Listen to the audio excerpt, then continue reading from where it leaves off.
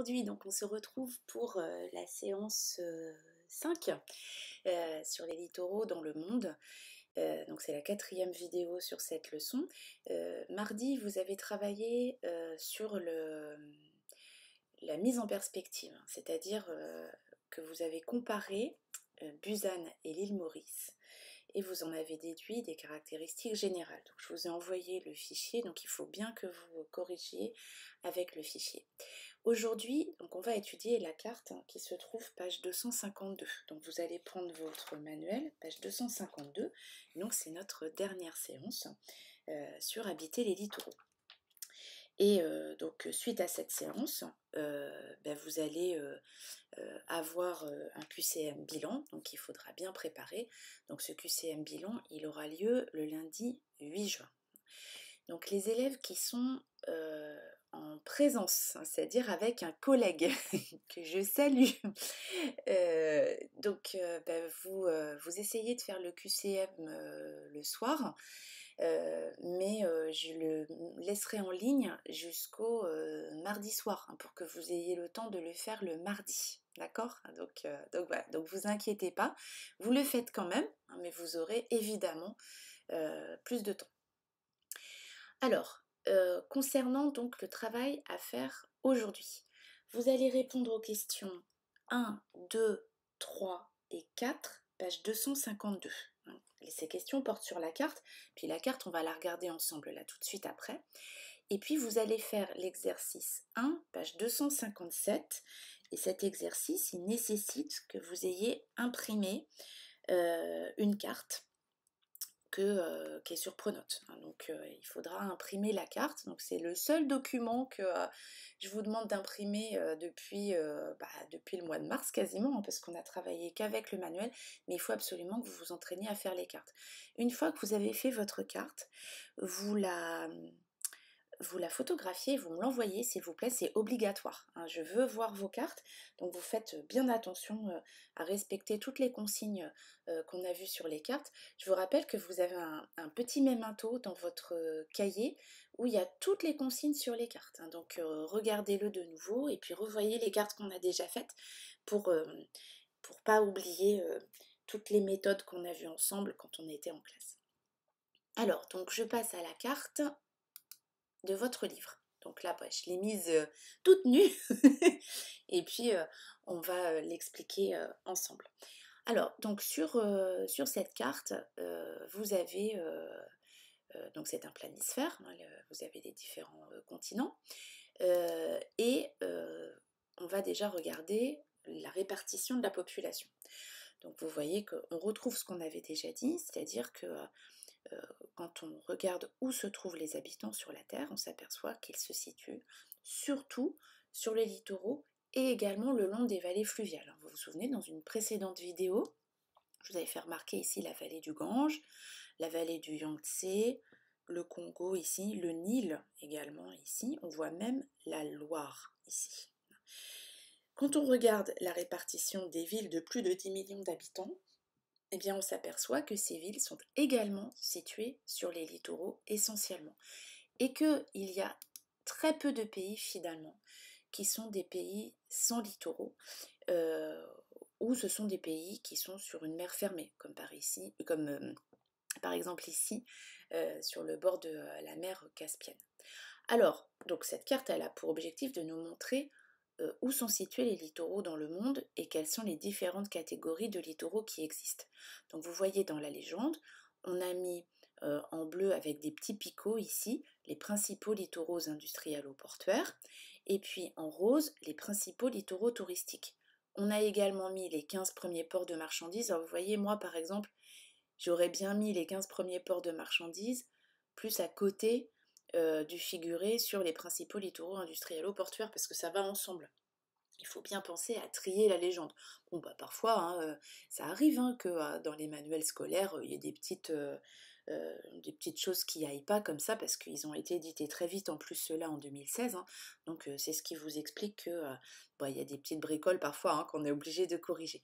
Et puis on avait parlé ensemble, des fortes atteintes aux milieux naturels marins et des zones de surpêche. Elles figurent aussi dans la légende pour montrer que ces littoraux sont à la fois aménagés, mais aussi menacés. Alors si on regarde maintenant les principaux littoraux industrialo-portuaires. Alors, donc, ils apparaissent ici le long de ce qu'on appelle la mégalopole japonaise, hein, c'est-à-dire une zone extrêmement urbanisée entre Tokyo et Osaka Kobe. Une mégalopole, c'est une région qui regroupe plusieurs euh, métropoles qui se touchent. Vous en avez trois principales dans le monde: la mégalopole japonaise, la mégalopole européenne, ici qui n'apparaît pas, et la mégalopolis américaine, entre New York, Boston, Philadelphie et Washington. Donc, ici, vous avez la mégalopole japonaise, la Chine orientale, donc autre très grand littoral industrialo-portuaire. On parle ici même de façade maritime, vous reverrez ça quand vous serez grand en quatrième. La mer du Nord également est un littoral industrialo-portuaire avec des grands ports comme Rotterdam, Anvers, mais le Havre en fait partie aussi, la mégalopolis et puis le golfe du Mexique ici. Donc voilà pour les principaux littoraux industrialo-portuaires. Je vais faire apparaître les 15 premiers ports de marchandises dans le même temps, hein, parce que ça va ensemble. Donc vous voyez que dans les 15 premiers ports de marchandises, eh bien, il y en a deux en Europe. Donc vous avez Hambourg, ici, tout au nord de l'Allemagne, et puis Rotterdam. Les autres sont situés sur le continent asiatique, hein. Il n'y en a pas d'autres dans les autres continents, parmi les 15 premiers. Hein, évidemment, le port de New York est un très grand port, le port de Los Angeles aussi. Hein, donc voilà. Maintenant, les principaux littoraux touristiques. Alors, on va reprendre finalement à partir de l'Asie, puisqu'on a commencé comme ça tout à l'heure. Donc vous avez des littoraux touristiques ici, notamment ici, là, au niveau de la mer de Chine. On retrouve les Seychelles, hein, qu'on adore, hein, dont on a déjà parlé cet hiver, l'île Maurice que vous avez étudiée dans le cadre de cette leçon, hein, donc quelques archipels, vous en voyez d'autres, hein, les Maldives ici, l'archipel des Antilles, l'archipel des Bahamas, tout ça, et l'archipel des Canaries. Ici vous avez les Baléares, ici vous avez l'archipel des Cyclades. Donc tout ça, ce sont des archipels très touristiques. Et puis vous voyez que le littoral européen, méditerranéen du Nord dans son ensemble est un littoral touristique. Et puis après, vous avez le littoral californien ici, qui est aussi un littoral touristique très important.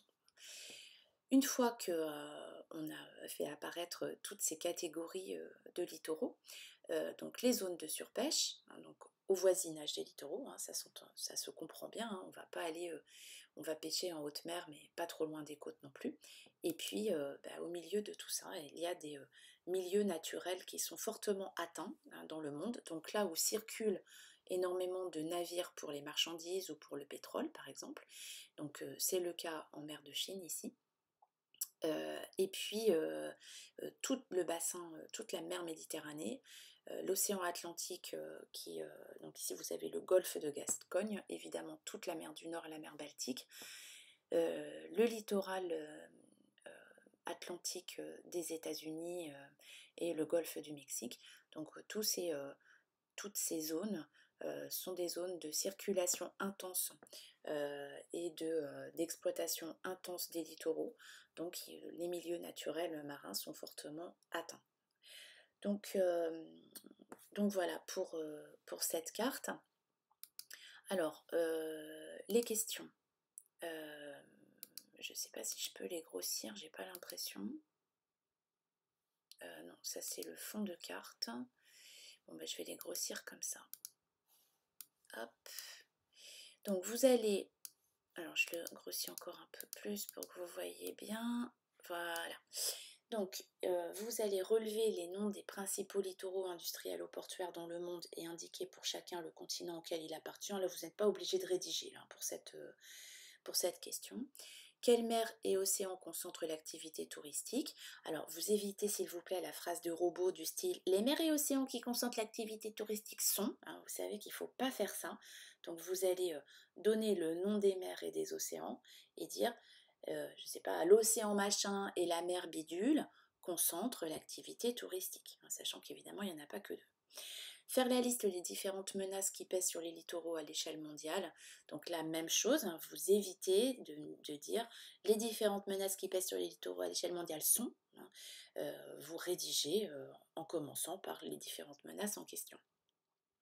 Elles sont dans votre légende, on vient d'en parler. Et puis, donc, quels littoraux sont concernés par ces différents types de menaces? La même chose, hein, vous faites attention à rédiger correctement, s'il vous plaît.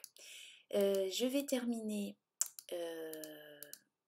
Voilà, donc en reprenant votre plan de travail pour vérifier qu'on a tout fait, donc répondez aux questions 1, 2, 3, 4, donc ça c'est bon. Ah oui, l'exercice 1, page 257, je savais bien que j'étais en train d'oublier quelque chose. Alors, et puis après on reviendra là. Donc l'exercice 1, page 257. Donc en fait, je vous ai donné, donc sur le planisphère, vous avez des consignes supplémentaires. Alors attendez, je vais le reprendre. Est-ce que je l'ai mis dans mes documents? Alors, je regarde pendant ce temps-là, excusez-moi, c'est comme en classe en fait où... voilà, alors il est là et il apparaît n'importe comment. Je vais le réduire tout de suite pour vous montrer, le montrer de manière un petit peu mieux. Alors, attendez. Hop, il faut que je le recentre sur ma zone d'écran. C'est pas facile. Voilà. Donc ça, c'est le fichier que je vous ai donné. Donc les consignes. Complétez le nom des océans et des continents. Vous ferez attention à la couleur d'écriture. Vous allez nommer les grands ports numérotés sur la carte. Donc 1, 2, 3. Vous écrivez ici, 2, 3, le nom de ces ports. Ensuite, vous allez compléter la légende en vous aidant des figurés déjà placés sur la carte et de la carte page 253. Donc là, par exemple, vous pouvez le repasser en couleur si vous voulez. Hein, ça correspond aux littoraux qui sont ici. Hein. Vous avez les petits triangles là qui correspondent donc aux ports, hein, vous l'avez bien compris. Après, vous allez ajouter les principaux littoraux industriels ou portuaires sur la carte et dans la légende, et vous allez reporter leur nom sur la carte. Donc là, vous pouvez prendre le même figuré qu'il y a sur la carte, hein, c'est pas un problème. Et puis vous allez hachurer les zones de forte atteinte au milieu naturel marin en bleu. Et vous allez compléter la légende. Alors vous faites attention pour les hachures. Je vais reprendre la carte là. Donc pas celle-ci, mais l'autre, pour vous montrer. Hop. Alors, regardez les hachures. Vous voyez, elles sont dans ce sens ici.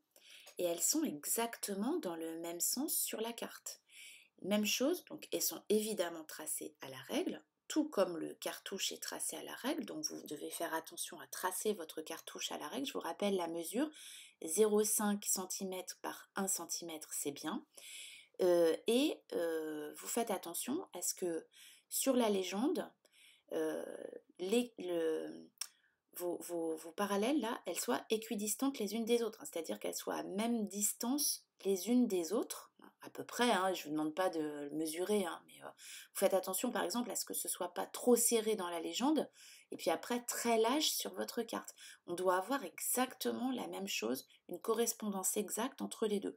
Donc je vous conseille vraiment de ne pas trop serrer vos droites, vos hachures, parce que sinon, vous allez avoir du mal à les faire sur la carte. D'accord? Donc voilà. Bon, je crois que là, on a fini pour cet exercice. Et puis, comme c'est le dernier cours, donc je voulais quand même qu'on regarde ensemble la synthèse pour être sûr que vous aviez bien tout compris. Donc, on a vu comment, pour habiter dans un littoral, hein, on a vu que c'était vivre dans un espace de forte densité. 2 habitants sur 3 dans le monde vivent à moins de 100 km d'une côte. 7 des 10 plus grandes métropoles au monde sont situées sur les littoraux. Et on a vu ensemble que les littoraux concentraient les activités économiques. Quelles sont ces activités? Il y en a de 2 sortes. Il y a des littoraux industrialo-portuaires où on va faire du commerce, hein, c'est avec les ports de marchandises, essentiellement dans des conteneurs, mais pas que, hein, il peut y avoir aussi, on a vu des échanges de matières premières par exemple. Et puis sur ces littoraux industrialo-portuaires, on va trouver également des industries, comme un chantier naval, exactement comme celui de Saint-Nazaire, de l'industrie, on appelle ça sidérurgique, hein, la production de l'acier, de la chimie, de la pêche industrielle également. Et puis sur les littoraux touristiques, on va trouver des commerces, des services, hein, de la restauration, de l'hôtellerie, des activités touristiques essentiellement balnéaires, plage, natation, plongée, etc. De plus en plus de randonnées aujourd'hui. Et ces activités, eh bien, elles ont deux conséquences importantes. Elles provoquent un aménagement très important de l'espace, puisqu'on a des équipements industriels et portuaires, des quais, des entrepôts, des grues, des usines. On a vu ensemble, par exemple, que sur les plaines littorales étroites, on n'hésitait pas à construire sur la mer, notamment à Busan, hein, par exemple. En Asie, on fait beaucoup ça, on construit des terre-pleins. Et puis, il y a des équipements touristiques, des ports de plaisance, des complexes hôteliers, des piscines. Et donc, tout cela conduit à l'urbanisation des littoraux. Une conséquence négative, c'est que ces équipements, cet aménagement, fragilise énormément les littoraux qui deviennent des espaces à protéger. Il faut lutter contre les dégradations des littoraux, la pollution évidemment, l'érosion, on a vu ensemble, hein, cette usure du littoral provoquée par les activités humaines notamment, l'urbanisation des paysages, hein, certaines côtes sont totalement bétonnées, on l'a vu aussi. Donc on met en place des politiques de protection et de développement durable des littoraux, hein. Vous vous souvenez que, par exemple, on replante la mangrove, hein, sur l'île Maurice, ou que le nouveau port de Busan est construit dans des normes environnementales strictes pour éviter justement de dégrader davantage l'environnement. Enfin, donc, on essaye de résoudre les conflits d'usage. Alors c'est une notion importante que vous allez revoir beaucoup l'année prochaine et puis en quatrième également. Donc les conflits d'usage, c'est tout ce qui est concurrence d'activités sur un même espace entre les différents types d'habitants, donc par exemple les pêcheurs et les industriels à Busan. Voilà, ce cours est terminé, ce cours de géographie est terminé, donc surtout si vous avez des questions, des choses que vous ne comprenez pas, un petit message sur Pronote, hein, vous n'hésitez pas. Et puis, bon courage pour réviser pour le QCM bilan. Je vous rappelle que si vous ratez le QCM bilan, vous pouvez le refaire, hein. Tous les élèves qui étaient déçus par leurs notes m'ont demandé de refaire le QCM et il n'y a pas de problème, hein. J'accepte évidemment que vous refassiez le QCM. Le principal, c'est que vous ayez l'impression de progresser et surtout de comprendre vos erreurs, voilà, et de ne pas les refaire. Voilà, et bien, je vous dis à très bientôt pour une leçon d'histoire cette fois-ci, hein. Et puis, continuez de bien travailler les sixièmes. Voilà, je suis très fière de ce que vous faites. À bientôt, au revoir.